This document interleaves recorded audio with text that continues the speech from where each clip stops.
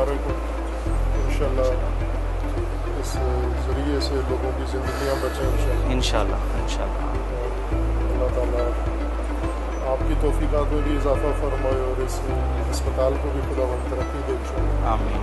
اور جن مومنین نے یہ مہیا کی ہیں سہولتیں خداوند تعالیٰ انہیں اجر عظیم عطا فرمائے.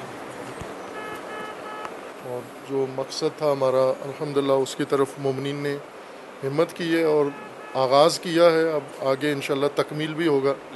مزید جو ضروریات ہیں وہ بھی انشاءاللہ آمادہ ہو جائیں تاکہ یہاں پر مکمل خواہ وہ وبا کے مریض ہوں یا دیگر ایسے مریض ہوں جن کی زندگیاں خطرے میں ہوتی ہیں, انہیں یہاں پر انشاءاللہ مکمل اللہ تعالیٰ کے فضل و کرم سے ان کو نجات ملے, شفا ملے اور ہر مریض یہاں سے شفا یاب ہو کر اپنے خاندان میں واپس جائے انشاءاللہ. جو صلوات پڑھیے محمد.